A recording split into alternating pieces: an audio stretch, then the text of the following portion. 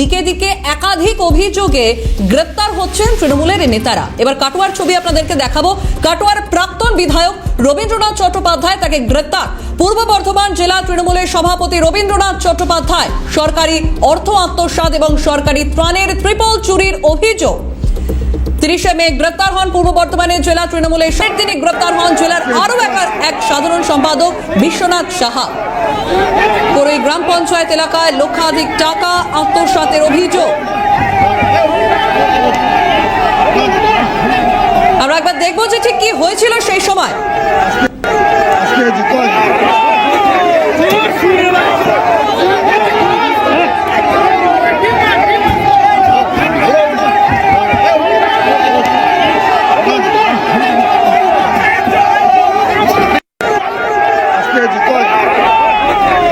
একেবারে চোর চোর স্লোগান। কাটোয়ার প্রাক্তন বিধায়ক রবীন্দ্রনাথ চট্টোপাধ্যায়কে গ্রেপ্তারের সময়ের ছবি আমরা দেখছি।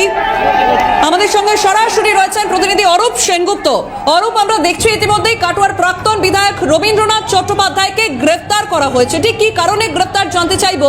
আরো একটি কথা বলি, সেটা হচ্ছে যে তুমি আমাদেরকে কিছুদিন আগে জানিয়েছিলে যে পূর্ব বর্ধমানে একাধিক দুর্নীতির অভিযোগ, বলা যায় সব থেকে বেশি দুর্নীতির অভিযোগ একে একে সামনে এসেছে।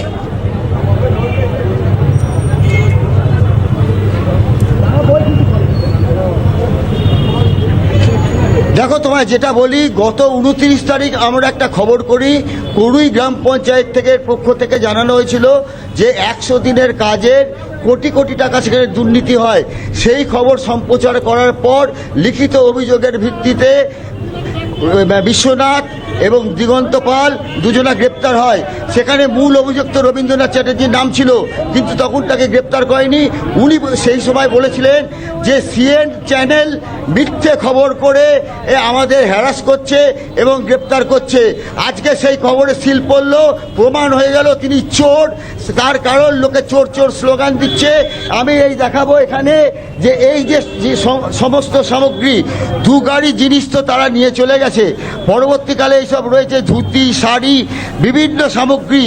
আর ওইদিকে আরও যদি দেখায়, ওখানে 3টে গোডাউন আছে। এই 3টে গোডাউনে কিন্তু মাল ভর্তি আছে। আধা সামরিক বাহিনী সেগুলো সিল করে রেখেছে। তাহলে বোঝা যাচ্ছে যে এই সরকারি সম্পত্তি তিনি চুরি করেছিলেন। এবং পাশাপাশি অভিযোগ আছে এই যে কাটোয়া পৌরসভা থেকে মানুষের কাছ থেকে প্ল্যান করে দেওয়া, হুমকি দেওয়া, এইসব কাজের সাথে তিনি জড়িত ছিলেন। আমি কথা বলে নেব, মিডিয়া পার্সন আছেন যিনি বিজেপির, তার সাথে। বলুন কি অভিযোগ।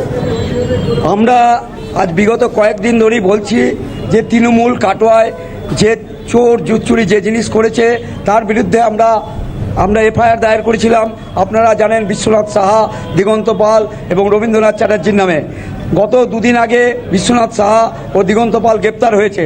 আমরা বারবার পুলিশের কাছে দাবি করছিলাম যে মেন মাথা যে যার অঙ্গুলি হিলনে এই কাটোয়া 30 বছর ধরে যে জঙ্গল রাজত্ব চলছে, সেই রবীন্দ্রনাথ চ্যাটার্জিকে গ্রেপ্তার করতে হবে।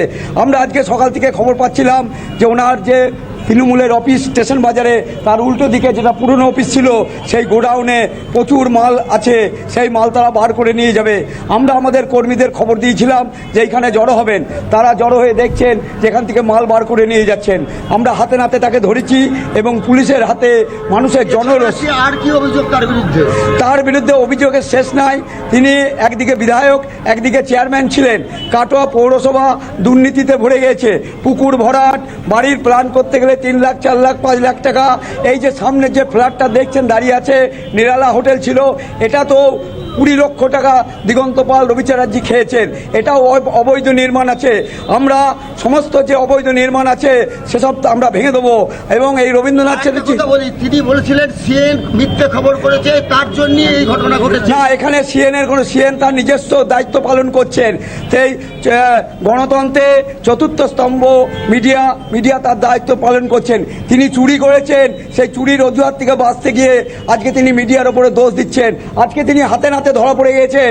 এত তিরপল কাপড় কম্বল তার গোডাউনে বোঝাই হয়ে পড়ে আছে, সেগুলো মানুষকে না দিয়ে তিনি এগুলো বিক্রি করছিল। মানুষ এত জনরোষ, তাকে চোর চোর স্লোগান, ডিম ছুঁড়ে মারা, এইগুলো কি কাম্য ছিল? এটা তিনি যেমন করবেন তেমন তার ফল ভোগ করতে হবে। আজকে তিনি যেমন কর্ম করেছেন তার ফল ভোগ করতে হচ্ছে। এটা কোনো পার্টির লোক নয়, আজকে জনরোষ আছড়ে পড়েছে, সারা কাটোয়ার লোক আছড়ে পড়েছে। আরেকজন আছে, বলছি যে কি বলবেন? দেখুন, গোটা কাটোয়ার মানুষ অনেকদিন আগেই ডিসিশন নিয়ে ফেলেছিল যে এই রবীন্দ্রনাথ চট্টোপাধ্যায় এবং তৃণমূল কংগ্রেসকে কাটোয়া থেকে গঙ্গার জলে ভাসিয়ে দেবে। আজকে কাটোয়ার মানুষ উত্তেজনার বশে বলুন এবং আবেগের বশে বলুন, যেই ঘটনা এত বছর ধরে 30টা বছর ধরে কাটোয়ার মানুষের বিপক্ষে রবীন্দ্রনাথ চট্টোপাধ্যায়ের টিম যে ঘটনা ঘটিয়েছে তার বহিঃপ্রকাশ আজকে। এই যে সাদা শাড়িগুলো কিসের জন্য রেখে দেওয়া হয়েছিল? বেশ, একেবারে অরূপ, ধন্যবাদ তোমাকে। আমাদের সঙ্গে সরাসরি আমাদের প্রতিনিধি অরূপ ছিলেন।